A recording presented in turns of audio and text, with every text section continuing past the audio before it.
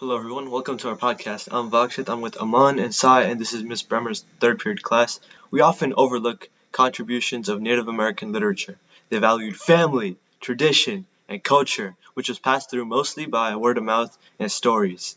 And I particularly like to talk about the story of Sky People, which is a famous creation story for Native Americans, where a lady was pushed down from the sky and she landed and she helped create Earth as we know it. And it's by these oral traditions that they were able to preserve their history, values, but also gain a deep respect for nature. And Native American literature taught me or taught us to value community and family over oneself. And it's through these themes of sacrifice present in that same story of the Sky People, which contrasted with European ideals of living independently.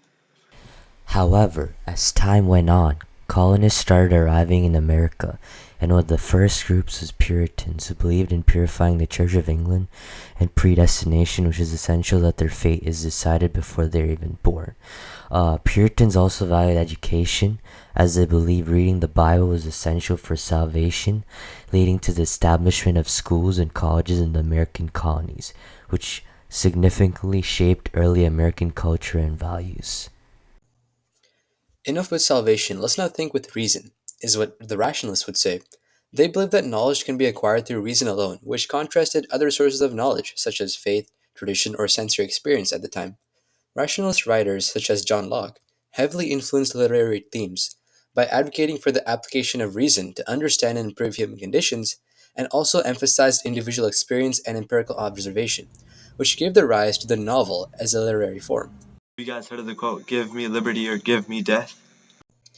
Oh, I remember that quote. It was from Patrick Henry when he was delivering a great speech on the rights of the colonies and was a war cry for revolution. In the early 1770s, tensions between the American colonies and British government escalated due to issues such as taxation without representation. Henry's speech conveyed at the Second Virginia Convention persuaded his fellow delegates to take a more militant stance and prepare for war. His speech became a catalyst to actions and mobilization for the Revolutionary War. Do you guys love poetry or living in the nature? Then you might be a romantic. Now, Romanticism was another literary movement that revolved around appreciating nature and finding your purpose in life by living secluded and enjoying nature.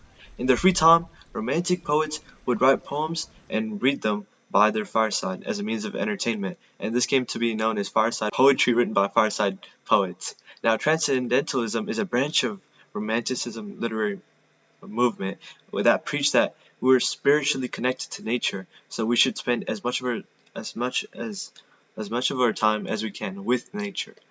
Whereas realists tended to represent the truth and accuracy and did not avoid any unpleasant aspects of life.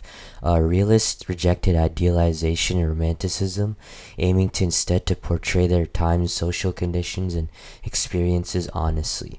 Some authors include Mark Twain, who captured the complexities of human nature and societal issues in their works, and they believed in art that should reflect reality and authentic human experience.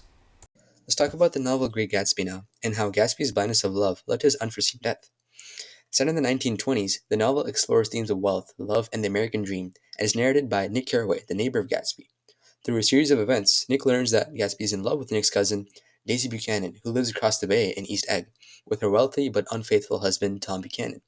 Gatsby's wealth and grandiose lifestyle are revealed to be an effort to win Daisy back and rekindle their relationship. However, after a confrontation between Tom and Gatsby, Daisy, who is presumed to be driving Gatsby's car, kills Meridol in a hit-and-run accident. George Wilson, Meridol's husband, believes Gatsby was driving the car and is responsible for his wife's death, so he finds his mansion and kills Gatsby before taking his own life. In the end, Nick reflects on the emptiness of the American dream and returns to the Midwest. Thank you, Amon. Have you set anything on fire? Maybe a house? Well, Richard Wright, author of Black Boy, certainly has.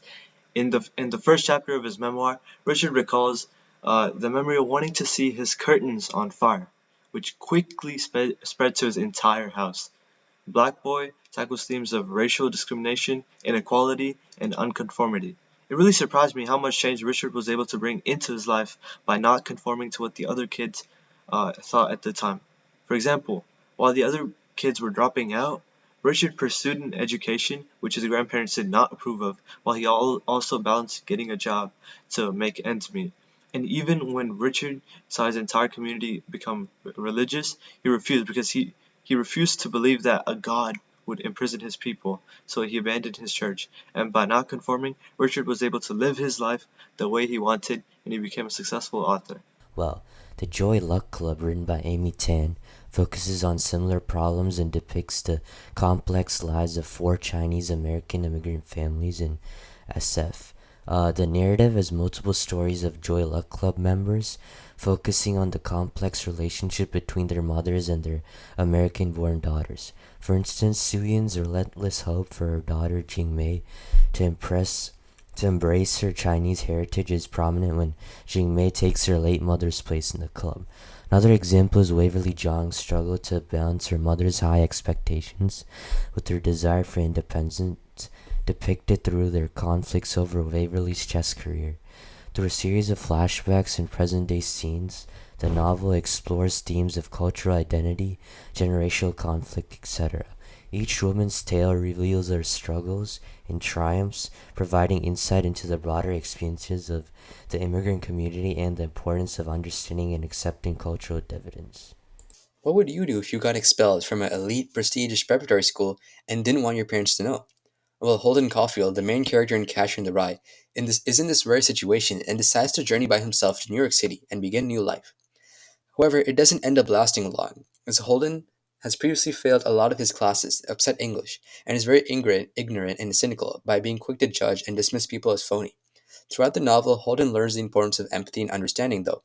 For example, when he meets two nuns during breakfast, he actively conversed with them to learn that they're moving to a new church, and he even offered them $10. Also, from learning about Holden's past and how his younger brother Ali had actually passed away from leukemia, we can start to see how he might be struggling with the depression and anxiety, which causes him to act the way he does. Holden's impact through his intersectionalities include age, because he's too young to live independently, his social status, which is upper middle class, and his personality, as he first begins with being very ignorant and not paying attention to people, but over time, as he speaks with people, including the two nuns, he learns that how it's important to understand where people are coming from. And that's it for this week's podcast, and we hope you enjoyed.